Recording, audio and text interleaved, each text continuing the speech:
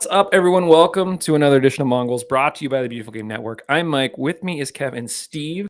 The Hound season has officially come to a close, and we are going to rip off the Band-Aid to discuss the game at Lynn Family Stadium before turning our attention to what might be next for this team. Let's go.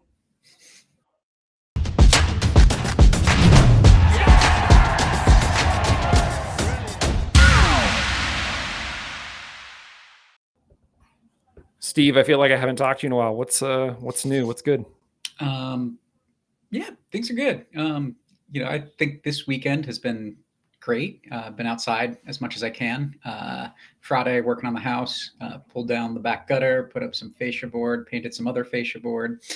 Yesterday, we went for a 18-mile bike ride on the Gap Trail down past McKeesport, a section I'd never done before. So neither of us had been on our bikes in like a month and a half. So between that and getting up and down the ladder the day before, we hit the 9-mile mark, and I was just like, I'm toast. Like, I wanted to try to push myself, try to do at least 20 total, push it if I could have to get to West Newton, but that wasn't happening. So and it was a struggle on the way back, but great to be outside. And then today, taking it easy. A buddy of mine that I met actually in the stands for the Hounds came up. We went down to the brewery for a little bit, caught up. So yeah. Nice. I was gonna say gutter and fascia board. That's not like amateur stuff. That's like real homeowner stuff. Yeah, but it needs to be done. I think fascia board might be the most adult phrase I've ever heard in my life. No teenager has ever said fascia board. Yeah, it sucks. Okay, what's new with you? Not much. Also got outside this weekend, got into the Smokies and did a little bit of a hike there.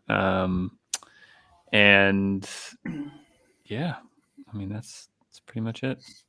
It was one of those weekends that was just sort of built for the outdoors. Mid 70s. We went for a hike. We took the scout trip yesterday. We went for a hike, and then there was this event where they were supposed to catch a bunch of owls, and then we were going to sort of interact with the owls. But unfortunately, owls are very weather dependent, so it was a little bit too windy, and it rained a little bit. So the owls were like, "No, we ain't coming out." But the hike was only 3 miles, and I was like, "This is gonna be a piece of cake." But I dressed as if it was like mid 50s. And it was mostly uphill. And so like I get halfway up this hill and I'm like, pouring sweat through my jeans and my flannel. And I'm listening to these scouts just sort of ramble on about the most random things. So I had a similar setup where I was planning for like mid 60s cloudy day with a lot of elevation gain, and ended up getting like probably like mid to low 50s rain and a lot of wind, and it was just like not great, but it was still fine. Yeah.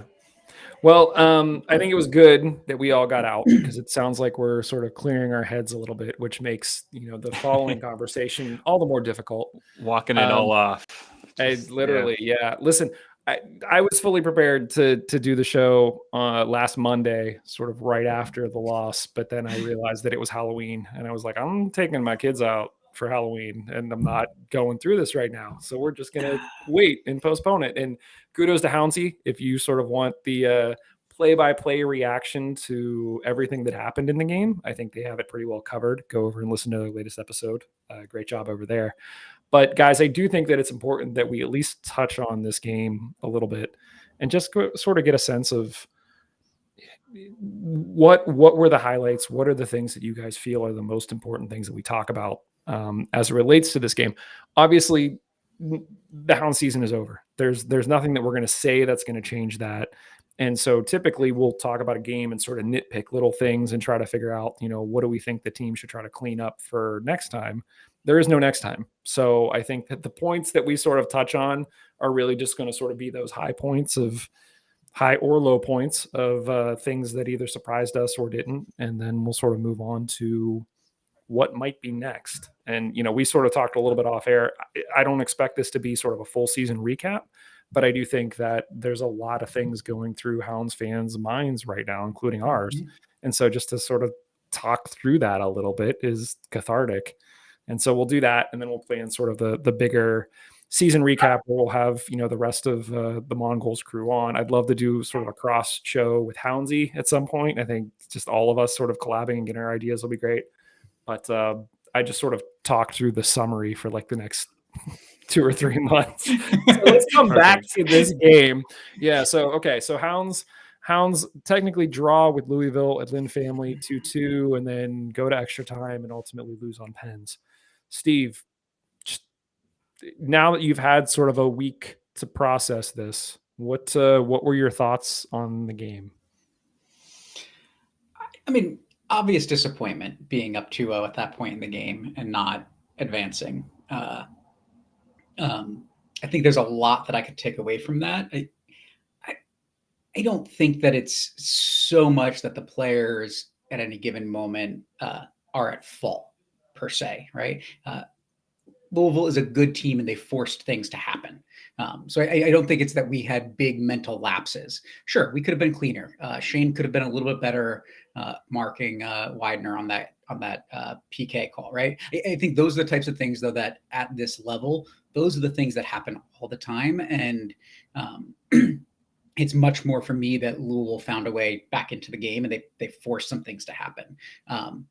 My big takeaway, though, I think is I just am really continually dissatisfied throughout the season. And this was another example of it, of the defensive substitutions that all of a sudden result in ties instead of losses or instead of wins, right? Like we're up and Bob throws on defenders and Mark Ibarra, and then we don't get 3 points. And that happened multiple times throughout the season, and it happened in this game.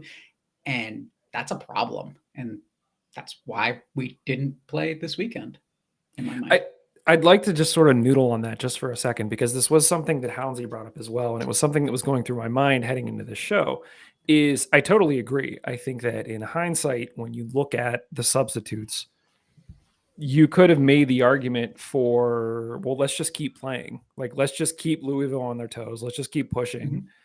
But if you do that and you give up 2 goals, then immediately we, you know, point at Lily and say, why didn't you get more? Why didn't you just shut it down? Like, why not just get more defensive? And it would be interesting, I think, when we go to do our season recap, to sort of look back at the number of games where I do think there is a trend, as you're sort of alluding to and saying here, that oftentimes stuff is happening after the subs are put on that ultimately impact whether or not we're walking away with 3 points or not. Mm-hmm. And you're right. There are questions that need to be asked there. It's interesting. Kev, what are your thoughts?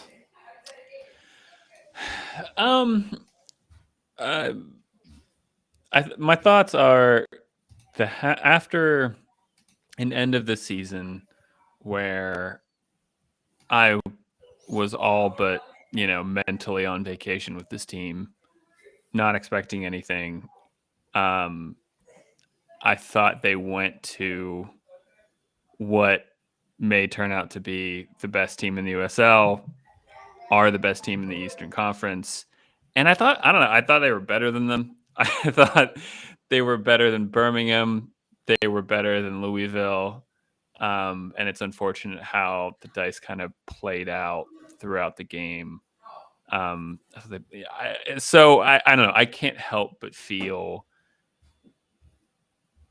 proud's the wrong word. That just feels too sappy. But like I was impressed and surprised at how well this team put a team like Louisville to the sword at home in playoff pressure. And yeah, that's about as much as I want to kind of comment on it. I mean, there are like fine details that I thought were kind of interesting. You know, I agree with you, Steve, that like, okay, Wheat was out of position for the PK call, but I don't particularly think it was a penalty either. I think it was just kind of shoulder to shoulder and the guy went over. I mean, it looked like Kizza was onside in extra time and that didn't get called. Mm-hmm. I mean, so I don't think this was a game where we rode our luck and just happened to lose in penalties. Like I thought this was a game where we were better. And to say we'd make it to the second round of the playoffs, go to Louisville and be better than them and push them the penalties, no way. I would have never bet on that at the end of the season. And so it's hard for me to say anything else but positivity on that. I thought once again, the first goal comes from a Mertz cross that was just tasty. Same thing that happened in Birmingham. And just a couple. I mean, Cicerone just really turning it up when the pressure was on. So good performances all around.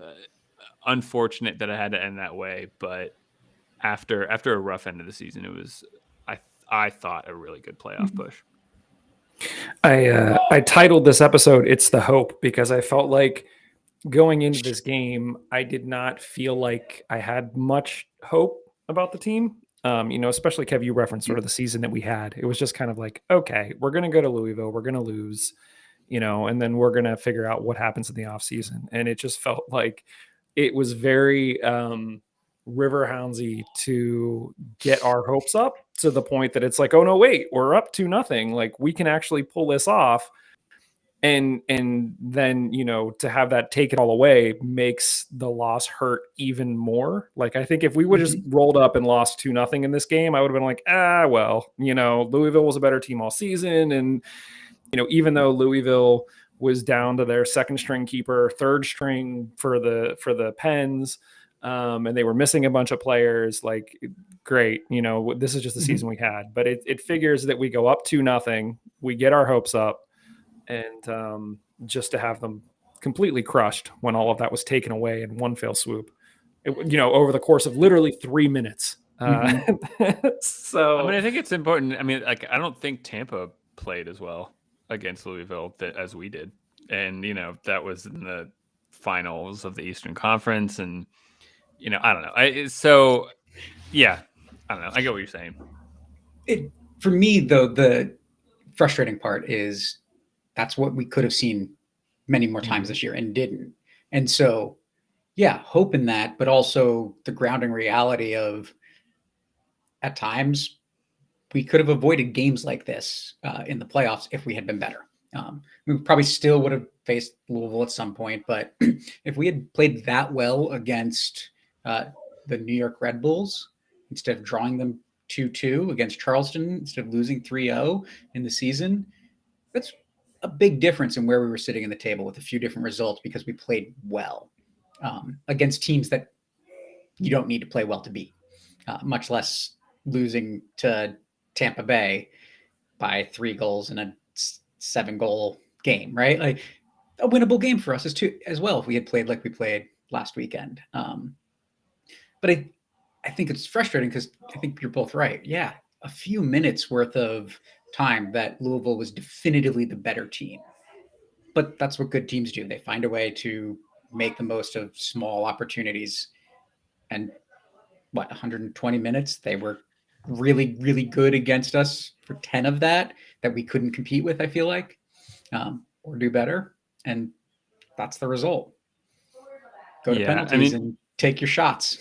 When Louisville got the red card in the game against Tampa, I was still like, no, like Louisville's still gonna win this. Like I don't know. To me, that's the bar at which I see Louisville is just their incredible professionalism about everything. So finding their moments and kind of capitalizing on them it's hard. It's hard to stay 2-0 up against a team like that in the playoffs when you're home.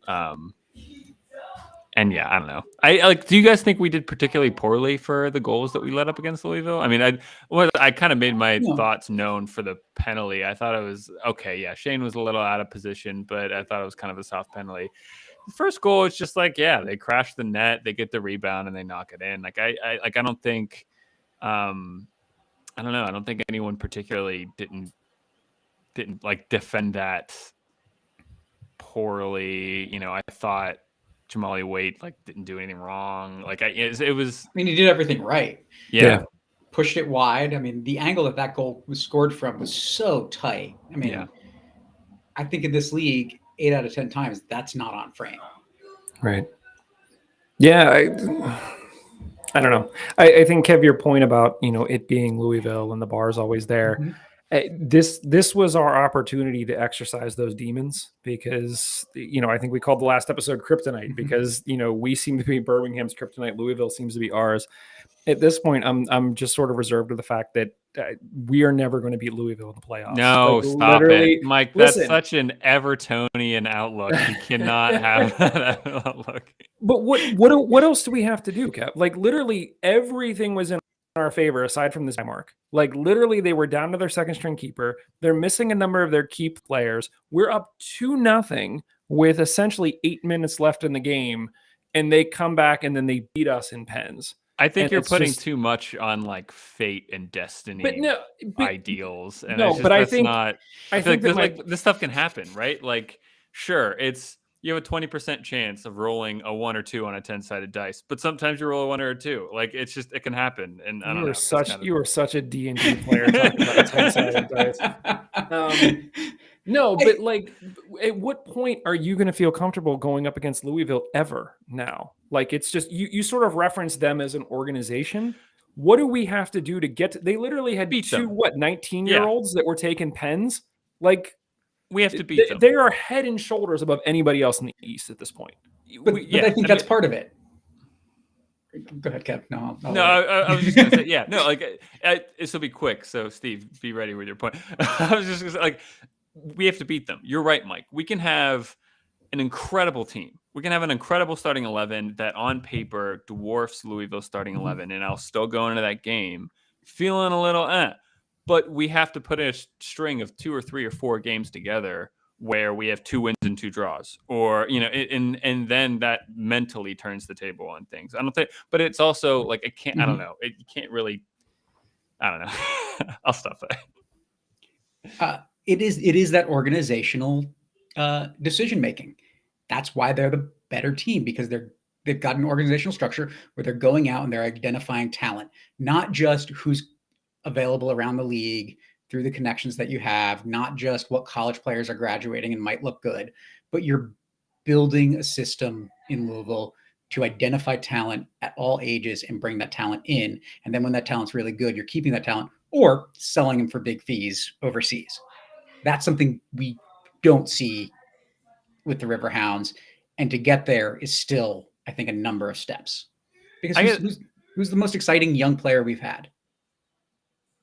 The kid sitting that barely made any minutes and is scoring goals for Notre Dame, Wyatt Borso, right? Like, and he didn't come through the Pittsburgh Academy. He came to the academy in his last couple of years of high school. So it's not that we have a structure that is really allowing for that long-term continuation of quality throughout the organization. Yeah. So I think generally I agree with your statement, and the numbers in the past 3 years, right? What Louisville have finished first in their conference or division with the weird COVID year or whatever, the last like 3 or 4 years, ever since we finished top of the table in the East. That alone backs up your statement. The fact, they've won the USL recently. They're going to the USL finals completely, On the other hand, we were a couple minutes away from taking them out as well. And I but we didn't. But once I don't look, I understand how you like. I understand the argument that you're like. Okay, go ahead. You can continue, and you can end this. You can end a statement by your comment, and I agree. But I'm so. And I think the subtext of what you were kind of laying out there, Steve, was that we're not like that organization, right? It's not like that we're trying to be like that and we're just kind of behind a couple years. It's that we function and operate in a completely different kind of setup. And I would say, within that setup, I don't think it's like, I don't know. In my opinion, I don't think you need to do it one way in order to have success. And I agree that the Hounds are doing it a different way than what Louisville seemed to be doing it.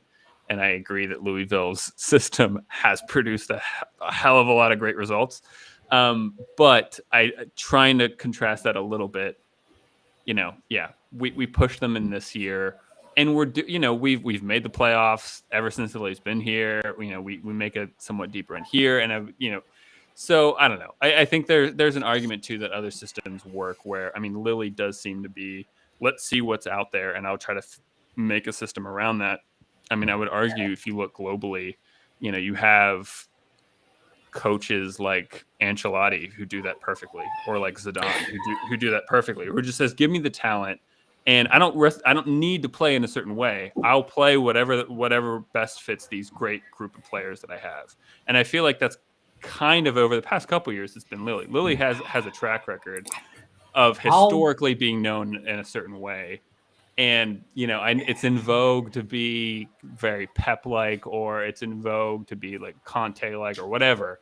But yeah, there are other managers who have great success who are just like, look, I'll do great things with a great group of players, and I'll do whatever it needs to be. And that seems, it's different than Louisville. And I get what you're saying. I'm going to take issue with comparing it to a great manager with a great group of players. I think we've got a very good manager with good players. Yeah. And that's the difference, right? Like, if we had better players, then maybe it'd be really different, right? Like, because I think the difference is that Bob Lilly will take a group of players and make them play above they're punching above their weight most of the time. But I think we saw it throughout the year and into the playoffs that when push came to shove, we didn't have the depth to really compete when things got tough. We didn't have that guy that could come off the bench that was going to light a spark under everything and make a big change, until Eddie got signed and scores 2 goals against Birmingham, right? Like, that's what it takes. It takes a guy that is a loanee from an MLS club to do that. And who was one of the most exciting players that we had last season? A loanee from San Jose, right? Like, is that Bob really building the team for success? Or is that, oh, well, here's some guys that look really good, but we're not going to keep them because they're loanies? I mean, maybe we'll try to re-sign Eddie. And I think if he wants to play here, Bob will sign him. He's got the connection, but I could also see him turning around next year and like Kizza not getting any minutes. like it feels like a very Dane Kelly kind of thing to happen where, anyway. So. I also think, Kev, sort of what you referenced there is a difference between building a team and building a club or an organization. Yeah. So I think that Lily coming in every year and saying, I'm going to build a team that's going to do this thing and we're going to win. If it doesn't work, it's very easy to scrap that and try again next year, as opposed to sort of the Louisville, and I think to a certain extent the Tampa model, which is also showing to pay off, where it's organizational. So regardless of who comes in as a manager, you have a system in place and the club just keeps rolling. Yep. And so I think what I'd love to see is us get to the point where we're like a Louisville or we're like a Tampa, where we have this organization. I think if the Lily model was working, if we were consistently making it to the finals with different players and great, I'm all for it. But we're now in the 5th year of sort of Lily doing his thing. And to this point, we've never made it to the Eastern Conference Finals. So at a certain point, you need to sort of assess what is the goal here and try to figure out, how do we get better? How do we get to the point where fans feel confident beating Louisville? And not only not getting to the conference final, losing twice the round before to the team that in 8 years has gotten there 8 times, right? They've had 8 chances they've gotten there because of their organizational structure and what they've built. And our teams are not getting there. Yeah, I agree. I think at my core, I am completely on the same page of both of you of how you're kind of saying this, trying to put a little bit of something around it.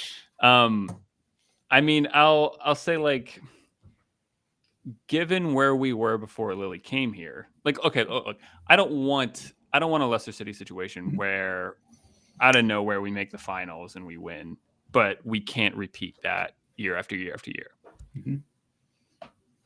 Given where we were before Lily came in, I think if we want the opposite of that kind of Leicester City situation, I think it kind of has to take time. Like, you can't just become the greatest club like overnight unless you're Newcastle. And then like so in some ways making the playoffs every year since Lily's been here, yeah, we are naturally in the conversation every year for fans in the USL about a strong team in the East.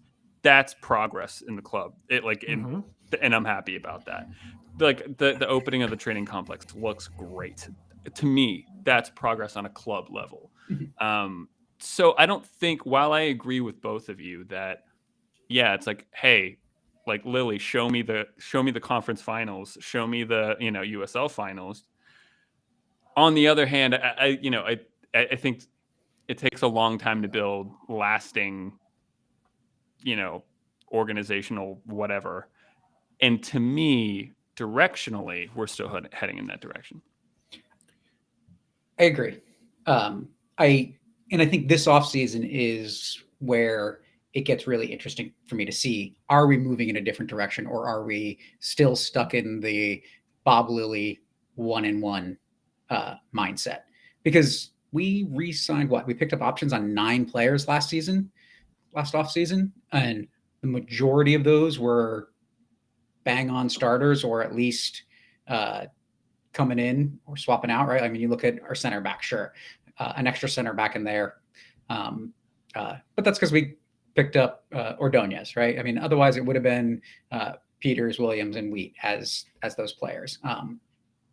But if we don't find a way to re-sign a large portion of those players who've made a big impact on the quality of the team the past 2 seasons, then I don't think we move forward in terms of building towards the future. Because then we're starting back again with, well, now we've got to replace 9 veteran players that are bought into the system, that know how to play the system, that were executing according to the system, and a big reason why we were successful after 2 seasons, to starting over with a new crop of players and going from there, right? So I'd like to see us in the place where the people fighting for minutes are not guys coming out of college. I'm okay with 1 or 2 guys coming out of college, but I think this season in particular, way more quality from the college guys. I mean, the fact that for the most of the season we had 2 first-year pros starting before Nate Dos Santos got hurt.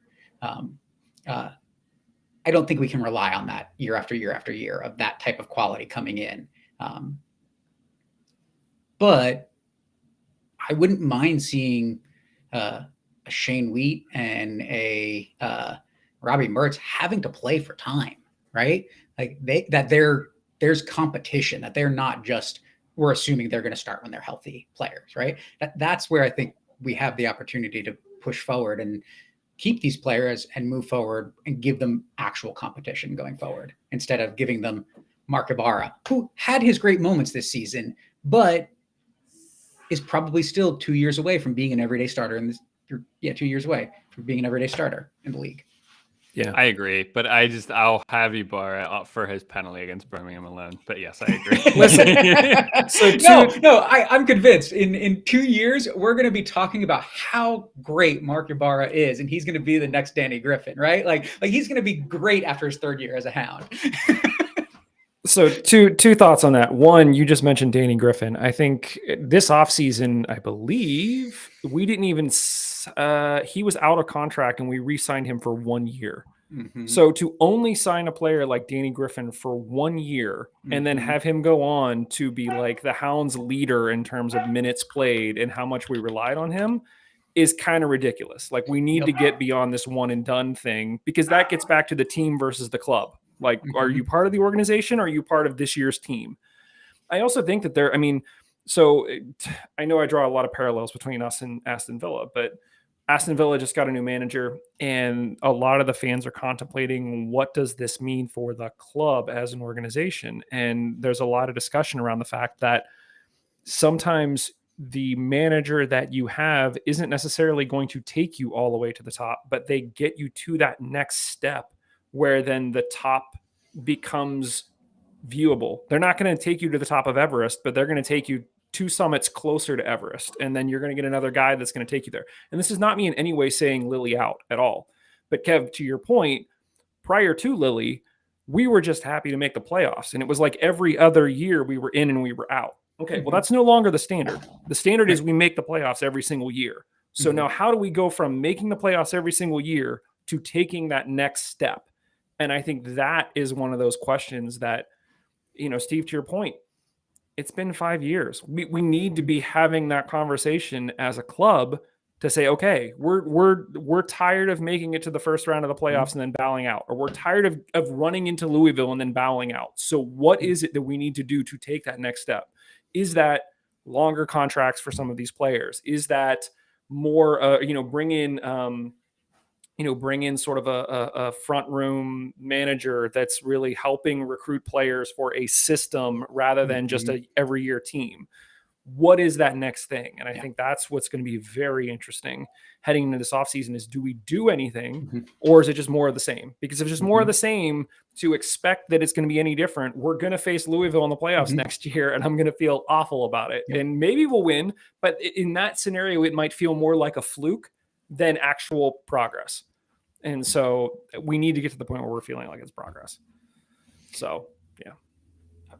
100% agree that even in the 80th minute, I was thrilled.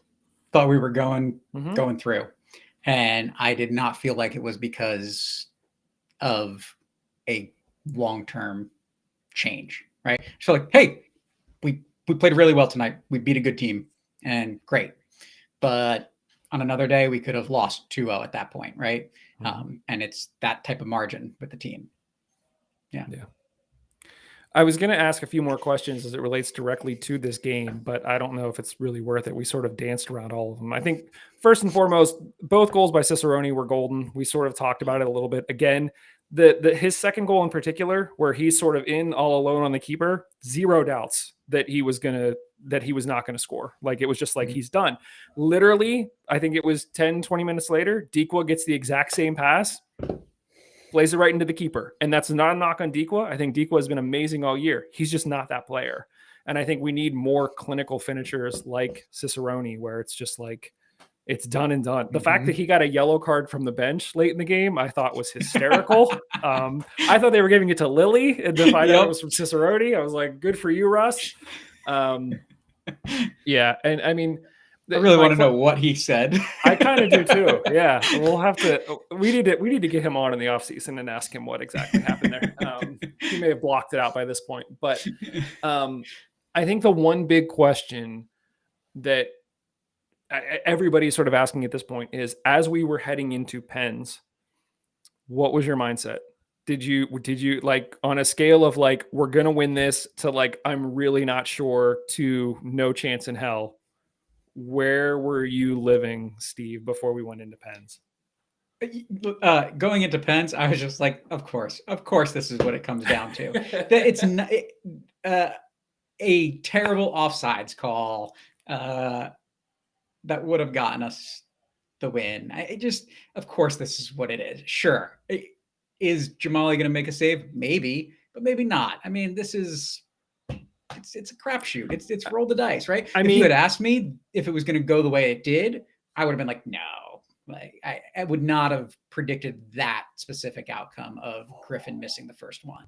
But it's penalties. Like, there's nothing to put into that. It's just, it is what it is, right? There's two ways to look at that. I mean, one was that we literally just finished a game with Birmingham where we were in Pens. So, okay, we have some experience with Pens. But the flip side, and what I immediately started thinking was, they have all of our footage on Pens. They saw 10 takers take a pen. And literally, I think Griffin went the same side as he did last week, or the week before. So it's just, and that's not a knock on Griffin. It's just like, that's kind of what happens when you have Pens. Yep. I was kind of hoping that Jamali would save one or two. Like, I kind of thought, like, okay, especially in the Birmingham game, it was clear that he wasn't just straight up guessing. Like, he actually was, he saw something and could make a save and was making a save. So I felt like there was a chance. But then, after they had 2 or 3 takers take it, I was like, it's Louisville. Yep. They're just going to keep making them. And that's just kind of where we're at. Kev, how did you feel on that scale heading into the Pens? Were you confident at all? No. Oh, yeah. I was feeling like how I always feel going into Pens. 99% of my brain was, it's 50-50, flip a coin. if you're pushing me for like what that 1% of my brain was, I thought like, no, we got this. Just because of the fairy tale nature of how it went against Birmingham, the amount of courage and belief the team showed in Birmingham. I think those are the two things you need in pressure situations like penalties. So no, I still felt confident, but the forefront of my mind was this: I can't be mad at anyone in a penalty, like unless you like boot it way over the bar or like whatever. It's a penalty shootout. So Yeah. I when we were up 2-0 in the game, I just got this inkling and I was like, we should make it 3. Like we should really push for 3 because Louisville's not out of this game. And so we got to Pens and it felt there's one of two ways it could go, right? I talked about the hope. It was like, okay, the team got our hopes up and we're going to be rewarded and like this is going to be great. Or they got our hopes up and we're just all going to be deflated in a matter of, 5 minutes. But they did go for 3.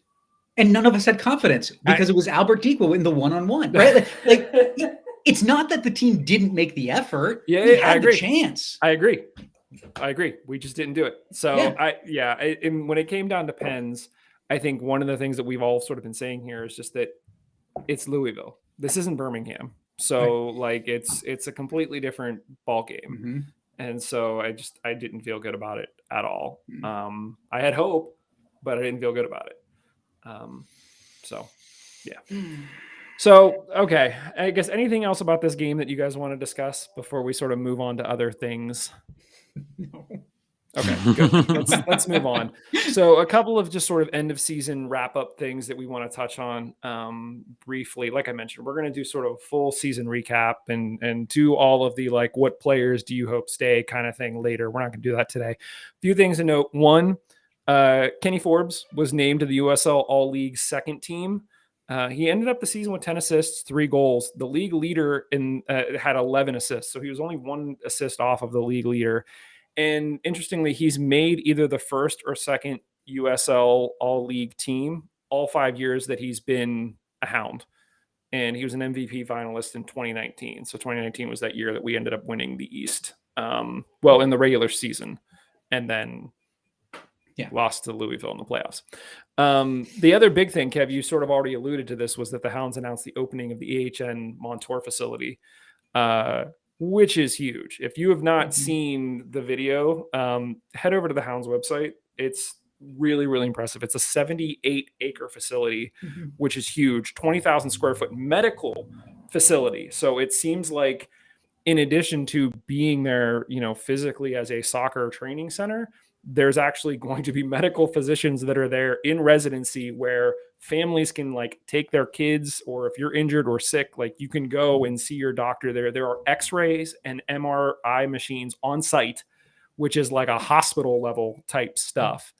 The gym looks insane. I've been watching, and we could talk about this. I've been watching Welcome to Wrexham. I don't know if you guys have been watching that at all. Their gym is like putrid. And so I was like, oh, we get this gym is amazing. Like this is, I don't want to call it like Premier League level gym, but nobody else in the USL has a gym like this. It's insane. No, it's beyond, I think it's one of, if not the biggest training facilities in the country. That's what they were touting, was that it was the biggest in the country. There are 3 turfed FIFA regulation sized fields. One of them is indoors. And then they are building 7 other fields that will be ready in 2023. So this is also going to be the home of the academy. So you're going to have a lot of youth players there all of the time. I thought it was interesting. The indoor field, when they were doing like the drone shots, it's probably just me. It felt like the field was bigger than Highmark. So I was kind of like FIFA regulation, like I get it. And I'm assuming Highmark is FIFA regulation, but we also know that FIFA is just a little bit narrower than other fields. I can't imagine that they would build a field that is bigger than what's at Highmark, because you kind of want to train on what you're going to play on. But yeah, that'll be a question that we can sort of ask after the fact. At the ribbon cutting, Mertz, we're always looking for hints of like who's going to be around next year. Mertz, Cicerone, Forbes, Griffin, Dequa, and Wheat were all there. And Cicerone and Forbes got to cut the ribbon while I think they had Griffin and Mertz were holding it, and the other guys were just there as eye candy. Remind me again too, isn't Mertz technically here on loan still? No, it was a permanent signing. Oh, Yeah. okay. Yeah, no, that was a full transfer. I don't know why I thought that was loan. Yeah. But I put no stock in any of the who was here versus who wasn't there. Primarily because we were looking at that, and I don't know if I recall clearly us having the conversation about Mertz being at the Turkey Drive. Oh, that's right. And then he a left week for and a half, Atlanta. 2 weeks later, he goes to Atlanta. Or we find out he's going somewhere else, right? Right. So I put no stock in who's there or who wasn't there. Yeah, that's fair. Regardless, the facility is extremely impressive. Kev, you sort of alluded to at a club level. These are the steps you want to see your club taking. I think, I was talking to my wife about it, and she was like, wow, and it doesn't even feel like soccer is that big in Pittsburgh. And I was like, it's getting there. Like, I think these are the steps you've got to take to make it, what it needs to be. And, the WPIAL playoffs are happening at Highmark again this weekend. And so Highmark Stadium, this Montour complex, they're becoming the mecca for soccer in Pittsburgh, which is what you want it to be. And so that's ultimately what's going to keep people coming to the club. It's going to keep people tuned into the club, and it's going to keep the club growing. So absolutely positive steps in the right direction. Now we just got to see sort of things translate, onto the field, and we'll be good from there. Guys, any additional thoughts on sort of the Montour facility? I'm just flipping through the photos now. Yeah, it looks great. I saw the Twitter video, but yeah, the photos definitely give more of a, full picture of what the complex looks like. And yeah, it looks great. I mean, to state the obvious, of course, like, I don't know, like if you're a player there this season and you enjoyed your experience at the club, like, you're praying to God that you get signed on for next season, so you get to work and develop and grow using the resources that this complex has. Listen, we've seen plenty of footage, and we've talked to prior team presidents, in January, February, where they're plowing snow off of Highmark's field so they can train. I'm assuming they're going to be playing in some heated, indoor facilities this winter. So it's absolutely to our benefit to be able to get more touches indoors in this facility. You have, if something happens, the x-rays, the MRIs, the physios on site, the masseuses, the chiropractors. Like, I'd love to go, like, maybe we should film something where we get the team to let us in there and just do like a day in the life and just sort of see what it's like. But it's really, really good stuff. What's that? So that'd be sick. Yeah. I think the other unstated aspect of it that I think is exciting for me is, I know at least earlier in the year, and I'm assuming this hasn't changed, that they were planning on moving a lot of the operations of the team to Montour, freeing up some of the boxes that have been used as offices at Highmark. So opportunities for some changes at Highmark, knowing that the team's discussed what they can do to increase seating capacity overall. And I know they're talking to Grubba. They've had some different ideas on what they could do, and I guess they haven't announced anything yet. So they were hoping they might have something, I think it sounded like, at some point this season to talk about. But HN Montour was supposed to open in the middle of the summer as well, and that got delayed. So I think it's just part of those things get delayed at times. But it's exciting, and I think it is one of those things that indicates a step forward, along with some of the other changes that we've seen over the past couple of years. Yeah, agreed. All right, let's button this one up. Sort of two big questions, and I think that the approach to these is very different. So I think one is just mentally I was going to say, like, if you could describe in one word your feeling as a Hounds fan heading into this offseason, what would it be? Kev, give me a word. How are you feeling just as a fan, not as, anything else?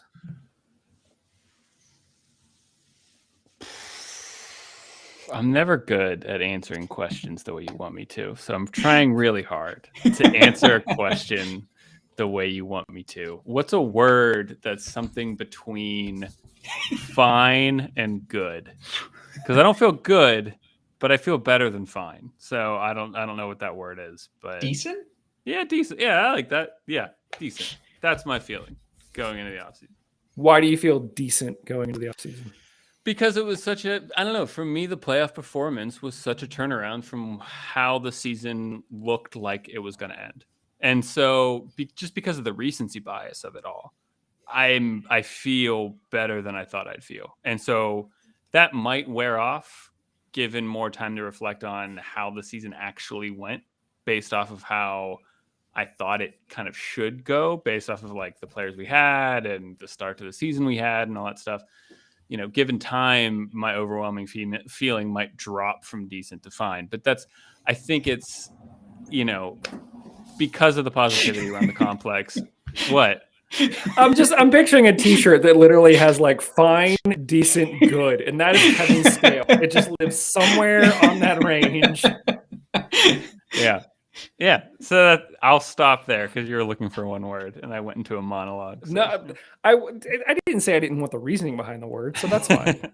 Steve, what's your word? So my reasoning is really similar to Kevin's, but it makes me apprehensive because I don't know if the things that made the end of the season success are going to be there next year. That's Russell Cicerone, totally fair. Danny Griffin, center backs, right? Yeah. Like, yeah, if they are, then I feel great going into the next season. But if we're rebuilding, I don't feel great. So I'm apprehensive right now. Agreed. I think my word, and I did not mean for this to be this way, I think we just sort of talked me into it essentially, is just hopeful.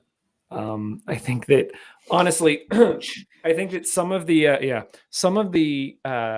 most exciting times for fans of a team is anytime that there's a transition, because I think that in the off season, you get extremely hopeful that as the season comes up that, you know, you're going to do well. And then you sort of see the rubber hit the road in the first game and you're immediately like, oh crap. Like that's not the past 3 months were really exciting. And now all of a sudden we're like, this is going to be awful. Or you're like, well, okay, it looked okay. So we're going to try to keep our hope up. But after a while, you just get into this like rut. And so anytime that there's a change, anytime you bring in a new player, anytime you have a new manager, anytime something new happens, you have this new sense of hope. That's really what drives fandom. So I'm going to say hopeful. I think there's a lot of things that could change that. And I think there's a lot that we're going to see in this offseason. I still think we're probably a season or two away from having somebody like a front end manager kind of thing. Front end, I'm totally talking software at this point. What do you call some like director of soccer? Yeah, like a director the guy of soccer. In charge of, exactly. Like Jeff is sort of like operations. Yeah. And so Jeff isn't really, and Jeff has said that he's not really that guy, but like, you know, having somebody that is that guy, we're probably a few years away, although having Jeff might nudge us there sooner rather than later. But I'm hopeful, and we'll sort of see what happens in this offseason, and we'll sort of go from there. And that sort of segues into my second question before we get out of here is, we just said, you know, what we think as a fan, putting on your Tuffy hat heading into the offseason. What are you thinking? You know, put yourself in Tuffy's position as the team owner. Are you thinking it's more of the same? Or are you thinking that, you know, this was just bad luck? Kev, to your point, we played really good. And so do we just sort of trust what's here and hope that we get there next year? Or are you pushing for something more? Steve, what are your thoughts on that? I mean, if I'm trying to put myself in Tuffy's shoes, he's got to be asking himself, I hope the question that we're all asking is, does something need to change? And if so, what does that look like? And how do we do that? Because I think he can look back and say, look at all that we've built. Mm-hmm. I mean, if you look at where the team or where the organization is 5 years ago versus now when he hired Bob, playing in a stadium with a leased parking lot next door, and They continuous didn't own the land under Highmark. right continuous turnover with the team president. I believe at that point he was acting as team president, right? So you look at that, you bring in a guy that actually knows how to do sports president stuff, and then you replace him with a guy that has USL experience in that time. You buy the land under the stadium and the parking lot. You sign some different partnerships to improve the stadium experience. And I think there's criticism that is valid criticism of what isn't working well, but honestly, it is a lot better than it used to be in the stadium. Sure, costs have gone up, but you know what? Hopefully we see that continue to contribute to ambitious signings. What was Dane Kelly the answer? Obviously, in retrospect, no. But making a signing like that is an intention by the team. I think that Tuffy should say, I think that continuing to have those types of intentional signings, whether they work out or not, is what we want to do. And then you open AHN Montour, and that's a big step forward as well. So it's looking at those successes while also looking at, and then what on the field, and trying to make that decision. It's a great thing about being a fan on a podcast where we just talk about it. I don't have to make those decisions. So. We're not writing checks. Right. It's not my money, Tuffy, so spend the money. Kev, what are you thinking? Put on your team owner hat. I was going to say, ask the question formally again, because I picked up what it was based off the context clues of what Steve was talking about, but just remind me again what the actual question was. The question was, if you put on your Tuffy hat and you are in Tuffy's position, what are your thoughts heading into this offseason? Yeah, okay. I think to quickly rechop things that Steve just said and things that were said earlier, given where we were pre-Lily era, I would say if you're looking at long-term, sustainable, good growth of a club, this phase is great. It's consistently moving in the general right direction of where a club should be moving. Great. I think it's arguable that that phase is now coming to a sunset thing, and you might need to do something different. Tuffy might turn around and say, no, I just need to keep making, good decisions on the things that are in front of my face.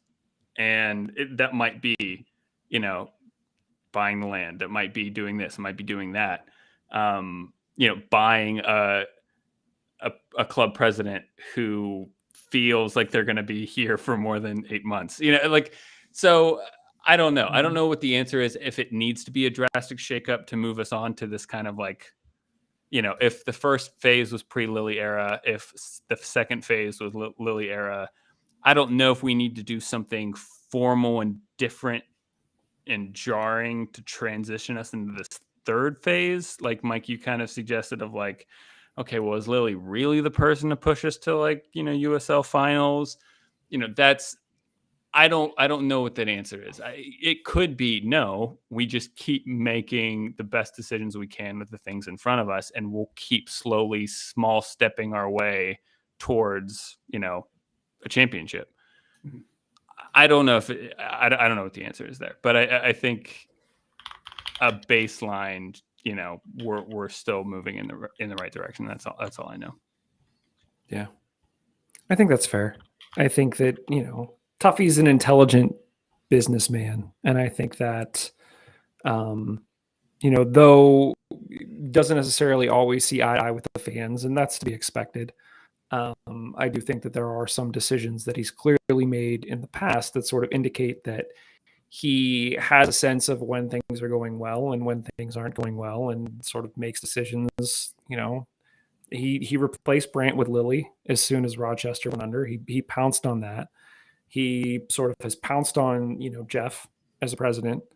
And so I think that the pieces are slowly falling into place, and just whether or not we move as quickly as the fans want the team to move is probably, another consideration. But Steve, to your point, if you look back over the full 5 years at everything that has been done for this team, it's hard not to say like, okay, we're doing a lot, especially, talking to Jeff and sort of the ambition of what they want to do from an operations standpoint moving forward and how long, that might take.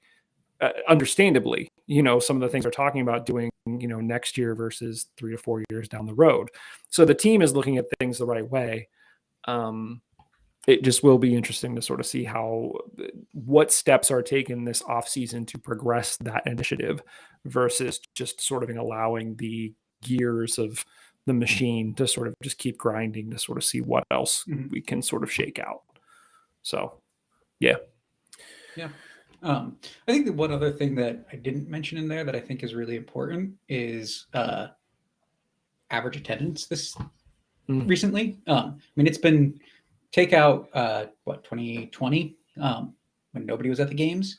But if you had told me that last year we were going to come back after not having fans in the stadium and have I think it was our best attended average ever, and then this year looks like it has topped that. That's a positive step forward for the team that I think we shouldn't sleep on as well, that regardless of some of those other on the field aspects, that drawing fans is an important part of being successful. Those feed back into each other, and continuing to grow the fan base is important. Yep. 100%. One other question, it's not on the agenda, but I'm going to ask you guys anyway, just to sort of get your lasting thoughts before we get out of here. Are you excited about the World Cup? Kevin? No, excited is not the word I would use. Where does it fall in the range of like fine to good? It falls on about fine. Like, I'm not. I don't think I'm going to go out of my way. I'm not going to reorganize my schedule to watch certain games. If I happen to be sitting on the couch and I don't know, it comes up on the TV, yeah, sure, I'll watch a bit. Do you have a favorite, or have you not been paying attention enough to like have a favorite? No, I mean, it's funny. I was talking to our parents, Mike, and my dad brought it up, and at the time he was like, "Oh, who do you?" I was like, I guess I was just thinking, I was like, I guess France, but I guess what Conte and someone else are hurt for France, so France look a little light because of injuries.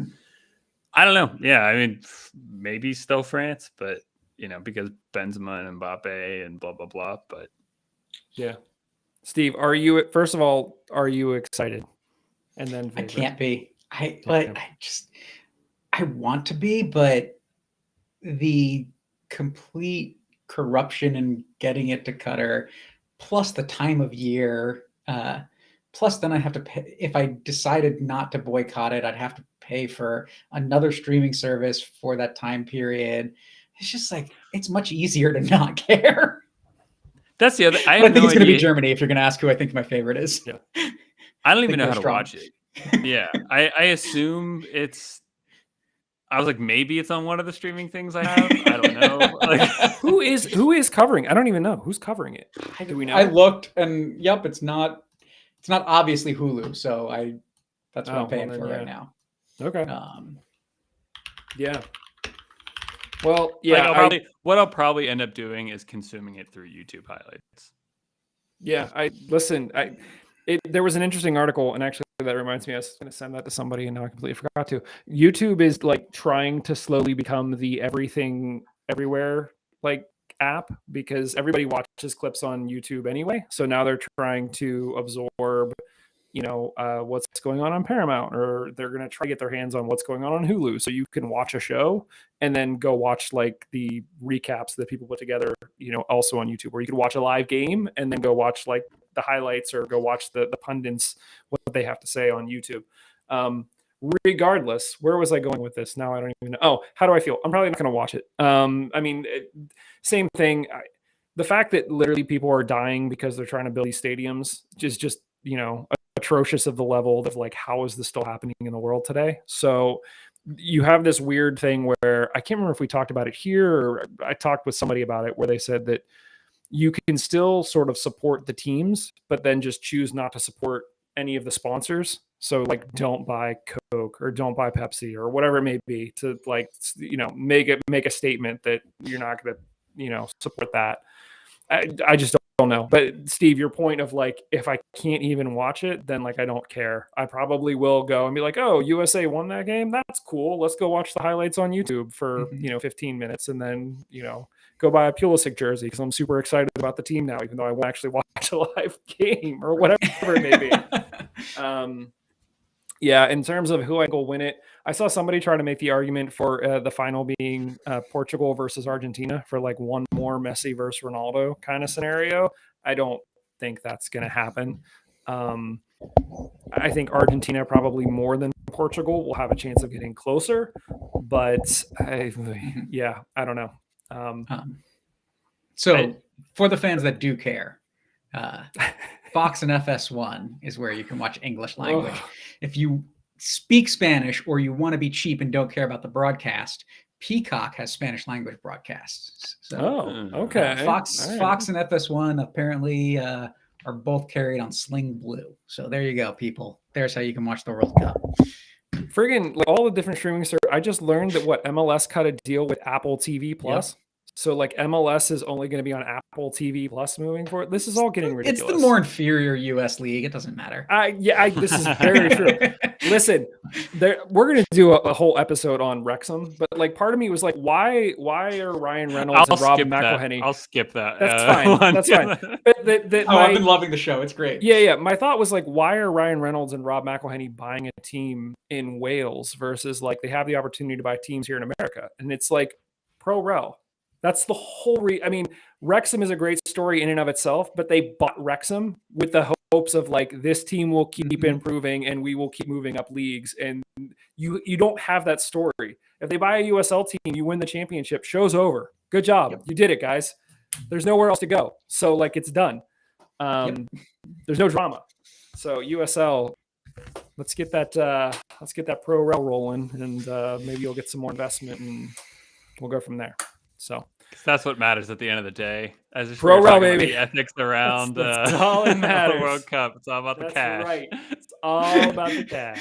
Because that's why the World Cup is where it is. That's very, very true. I'll say this too quickly on the World Cup. I'll probably root for like Senegal because I really like Mane, and I think that'd be cool for Senegal. Because without Mane, Liverpool just crumbled. Yeah, Mike, that's exactly what it is. You hit it. You nailed it. Tifo did a really good video on like what has happened, and it's been very interesting. From you probably have seen it, but like from like the age profile of their players to like their golden, like everyone they're relying on is sort of outside that golden line of where you want people to be, and you don't have a lot of people moving up through. And Mane had a unique pressing ability that they just haven't been able to replicate to this point, but that's not the whole reason. So. Yeah, because like at the end of the day, too, you still have the likes of, Benzema winning the what's the name of the best player of the world award? Jesus, oh man, Ballon d'Or. Ballon d'Or, yeah. You still have Benzema winning the Ballon d'Or at like 34. So like, and Lewandowski putting up the numbers he has at like 35. So what have you done with your life up to this point, Kev? On that note, I think we wrap this one up. That's what we think. Obviously, let us know what you think. I mentioned we're going to do sort of a big wrap-up show, try to get the whole crew on. We'd love to sort of get what are your thoughts? We talked about a number of different things. We talked about our thoughts as fans. We talked about if we put on our ownership hat, what we might think there. Let us know what you think about that. Excuse me. Let us know what you think about that. We'd love to talk about it. We'd love to have the conversation. I think we're going to have a lot more conversations, a lot more different conversations this offseason than we've done in previous years, which will be very interesting. So stay tuned for that. Otherwise, gentlemen, anything else that you guys want to talk about here? Nope. Of head nodding. So thank you both for joining me this evening. Weekly reminder that Black Lives Matter. We are proudly part of the Beautiful Game Network, which is home to more than 100 volunteer writers and podcasters covering local soccer. Help us all keep doing what we're doing. Head to bgn.fm and click the donate button. Help us cover expenses. We appreciate the support. Otherwise, thanks everybody. We'll talk to you very, very soon. Cheers.